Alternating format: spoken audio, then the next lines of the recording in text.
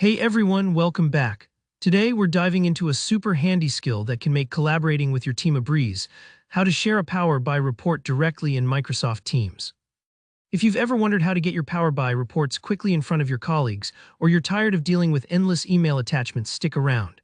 By the end of this tutorial, you'll know exactly how to share your insights with just a few clicks, using the right channels, whether it's Teams, SharePoint, OneDrive, or even good old email. So let's get started. First up, go ahead and open Power BI. This might sound obvious, but starting with the right workspace matters, especially if you have multiple projects on the go.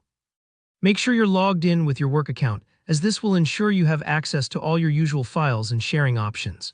If you're not sure which report you want to share, take a minute to look through your recent projects and pick the one your team needs to see.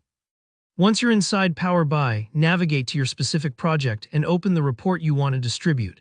Give it a quick look to confirm everything is up to date. It's always a good idea to double-check, because what you see is what your colleagues will see.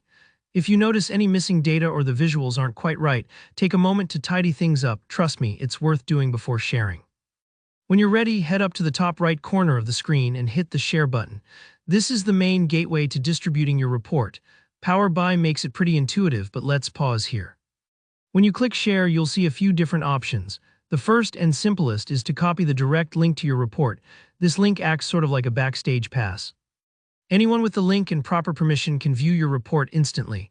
You can paste this link in a Teams chat, channel post, or even into a calendar invite. It's a quick way to get your work in front of people, whether you're sending it to a small group or the entire team. But maybe you want to cast a wider net or share through multiple platforms. No problem. Power BI actually allows you to integrate with several other Microsoft services. Click Share, then look for more options. Here you'll find the ability to send your report through SharePoint, OneDrive, or download it to your desktop. For example, if your company keeps project documentation in SharePoint, you can save the report there and notify your team with just a quick message. Or if you prefer working from files on your computer, saving it to your desktop makes it simple to attach and email. Choosing the right sharing method depends on how your team likes to stay connected.